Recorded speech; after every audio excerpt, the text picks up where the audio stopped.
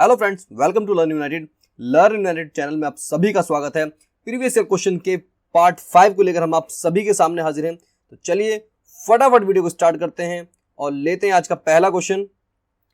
The secretariat of the world trade organisation is located in विश्व व्यापार संगठन WTO का सचिवालय कहां पर स्थित है? डैश में स्थित है। तो क्या वो जिनेवा में, वियना, पेरिस या फिर न्यूयॉर्क? तो यहां पर करेक्ट आंसर है जिनेवा। तो जिनेवा के अंदर वर्ल्ड ट्रेड ऑर्गेनाइजेशन का सचिवालय स्थित है। यहां पर आप देख सकते हैं यह है WTO की करंट में जो प्रेसिडेंट है नोकोजी ओकोंजा इवेला। तो विश्व व्यापार संगठन की स्थापना 1995 में हुई थी।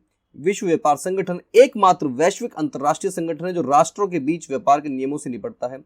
1 जनवरी 1995 को 123 देशों ने व्यापार और टैरिफ पर सामान्य समझौते को बदलने के लिए समझौते पर हस्ताक्षर किए। वर्तमान में विश्व व्यापार संगठन के 164 सदस्य देश हैं। चलिए आगे बढ़ते हैं, लेते हैं नेक्स्ट क्वेश्चन। इंपॉर्टेंट क्वेश्चन है ये भी। The Indian constitution has made some provision for administration for states, which one the below is correctly matched.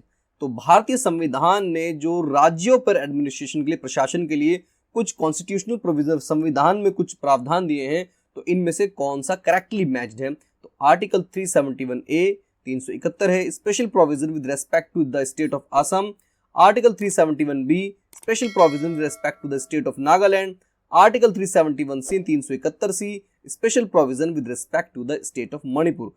Article 371 special provision with respect to the state of Sikkim. तो यहां पर correct answer है article 371C with respect of the state of Manipur. तो article 371C जो है correctly सुमेलित है, correctly match है यहाँ पर, जिसका मणिपुर से संबंध है। बाकी के 3 आर्टिकल जो है उनको एक बार और दोबारा देख लेते हैं।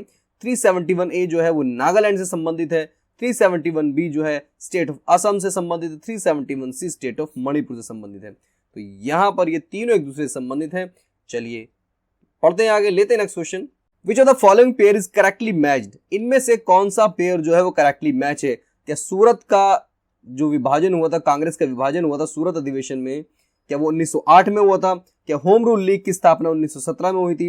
बंगाल का पार्टीशन 1911 में हुआ था? या फिर लखनऊ पैक्ट, लखनऊ समझौता 1916 में हुआ था? तो यहाँ पर करेक्ट आंसर है लखनऊ पैक्ट, लखनऊ समझौता जो हुआ था, जिसमें कि जो कांग्रेस जो नरम दल और गरम दल में बट गई थी वो वापस से एक हो गई थी। सबसे पहले जान लेते हैं कुछ इंपॉर्टेंट पॉइंट सारे इन्हीं के। सन 1907 में भारतीय राष्ट्रीय कांग्रेस का अधिवेशन सूरत में हुआ, जिसमें कांग्रेस गरम दल और नरम दल नामक 2 दलों में बट गई।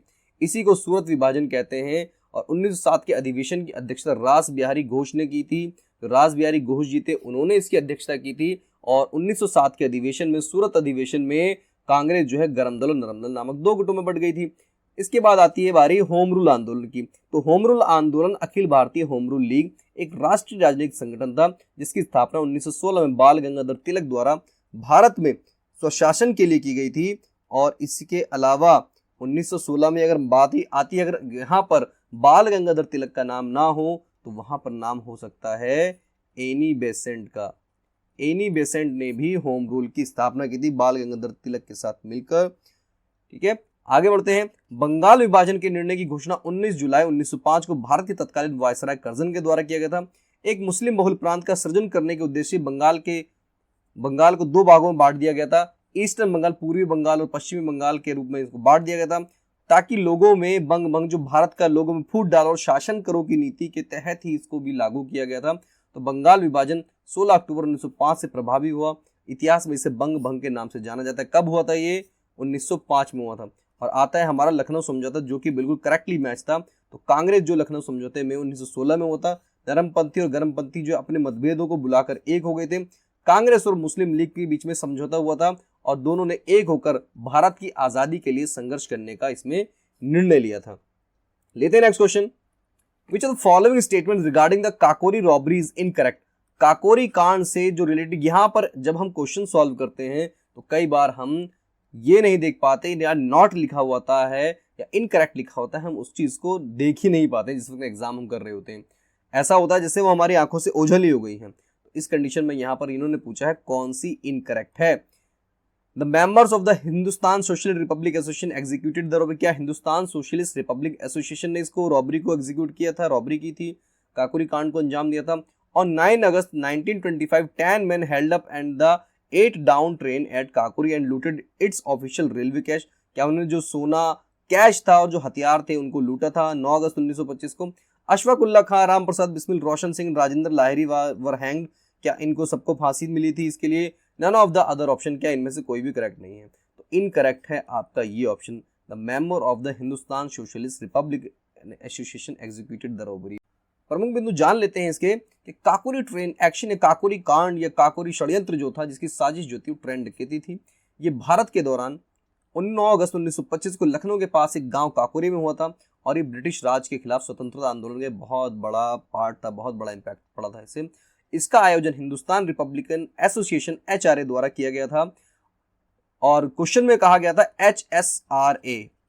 HSRA तब तक अस्तित्व में नहीं आया था। डकैती की कल्पना राम प्रसाद बिस्मिल और अशफाक उल्ला खां ने की थी। HRA के लिए जो बाद में हिंदुस्तान सोशलिस्ट रिपब्लिकन एसोसिएशन बन गया था, बाद में HSRA बना था, उससे पहले जो की थी HRA ने इस डकैती को अंजाम दिया था। What is the full form of WPI? WPI की फुल फॉर्म क्या है? तो WPI की फुल फॉर्म है होलसेल प्राइस इंडेक्स। तो होलसेल प्राइस इंडेक्स जो है ये WPI की फुल फॉर्म है। नेक्स्ट क्वेश्चन लेते हैं, who is not associated with tradition of Hindustani classical music? इनमें से कौन हिंदुस्तानी क्लासिकल शास्त्रीय संगीत से संबंधित नहीं है? नॉट लिखा हुआ है, इस चीज का खास ध्यान रखिएगा। तो क्या वो गुलाम अली है, उस्ताद अब्दुल रहमान खान, लक्ष्मी शंकर या फिर पुरंदर दास? तो यहाँ पर करेक्ट आंसर है पुरंदर दास जो है ये किसी भी हिंदुस्तानी क्लासिकल संगीत के किसी भी घराने से संबंध नहीं रखते। हिंदुस्तानी शास्त्रीय संगीत से जुड़े प्रमुख स्वर या शैलियां ध्रुपद, ख्याल और तराना है। उस्ताद बड़े गुलाम अली खान पटियाला घराने के शास्त्रीय गायक थे। लक्ष्मी शंकर एक भारतीय गायक और पटियाला घराने के प्रसिद्ध हिंदुस्तानी शास्त्रीय गायक थे और इनके साथ साथ ही अब्दुल रहमान खान भी जो है वो भी पटियाला घराना से संबंध रखते हैं। तीनों ही ये पटियाला घराने से संबंध रखते हैं और तीनों ही शास्त्रीय संगीत में जाने माने के नाम है। जबकि इनके अलावा पुरंदर दास वाज ए हरिदास फिलोसोफर, जो हरिदास के एक फिलोसोफर हैं थे और फॉलोवर थे मध्वाचार्य के, द्वैत के उनकी फिलॉसफी को। एक संत जो मध्वाचार्य द्वैती जो है इनकी फिलॉसफी के संत हैं कर्नाटका के। इंडिया में he was a composer, singer and one of the chief founding proponent Karnataka, जो कर्नाटक की म्यूजिक है उसके एक चीफ फाउंडर हैं ये। तो पुरंदर दास जो है वो इसमें शामिल नहीं है, जो किसी भी घराने से संबंध नहीं रखते हैं। NALCO is a Navratna company under government of India, which the following is true about NALCO? NALCO के लिए इनमें से कौन सी बात सही है? तो NALCO stands for national aluminium company limited. This company comes under the ministry of labour, government of India. It was established in 2001। Its headquarter is located इन भोपाल। तो इनमें से ये स्टेटमेंट बिल्कुल करेक्ट है। NALCO stands for national aluminium company limited. Who discovered the vitamin इन 1912? 1912 में किसने vitamin की खोज की थी? तो वो खोज की थी कैसिमिर फंक ने। क्वेश्चन में अगर आंसर में खाली फंक भी आता है तो भी आप फंक को ही उत्तर लगाएंगे कि विटामिन की खोज 1912 में की थी, फंक ने की थी। इंपॉर्टेंट क्वेश्चन है ये भी आज का। Which state was formed first on the basis on language in independent India? आजाद भारत में भाषा के आधार पर पहला राज्य कौन सा बना था? तो पहला राज्य जो भाषा के आधार पर बना था वो है हमारा आंध्र प्रदेश, और इसको बनाना भी मजबूरी था जो कि बनाया गया। तो Indian states are formed based on language. The first state to be created on a linguistic basis was Andhra Pradesh in 1953। 1953 में पहला राज्य बना था, आंध्र प्रदेश बना था। Created out of the Telugu speaking लोग, तेलुगु स्पीकिंग लोग थे उनके लिए बना था। मद्रास जो स्टेट थी पहले मद्रास था, उससे काटकर इसको बनाया गया था।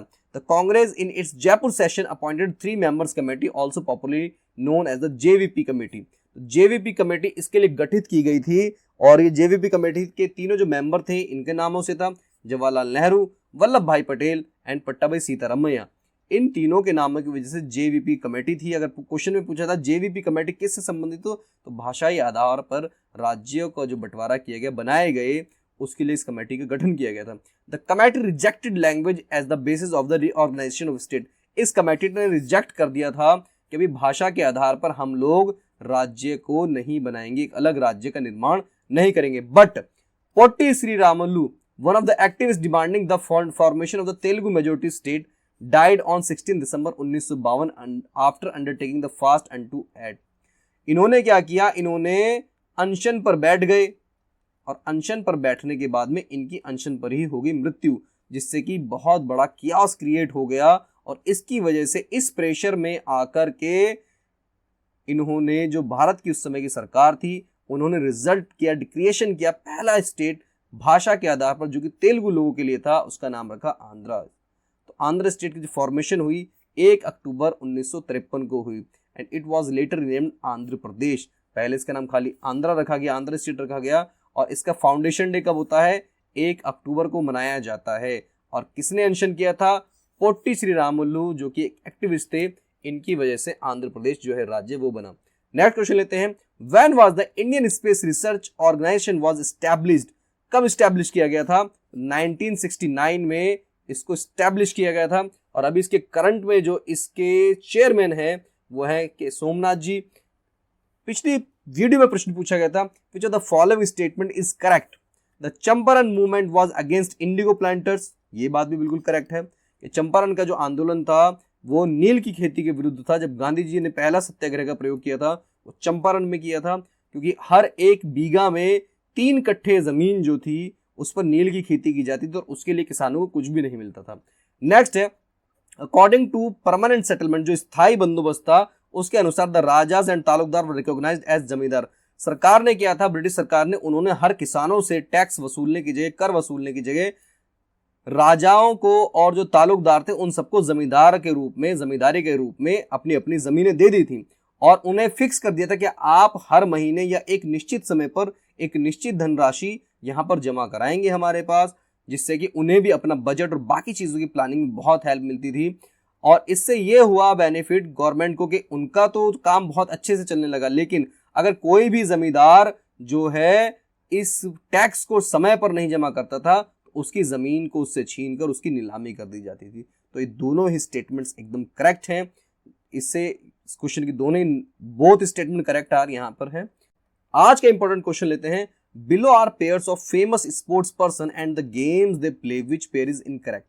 इनमें से कौन सा पेयर इनकरेक्ट है? 3 करेक्ट हैं, 1 इनकरेक्ट है। तो क्या Neelam Jaswant Singh wrestling, Dingko Singh boxing, Vijay Hazare cricket, Koneru Humpy chess?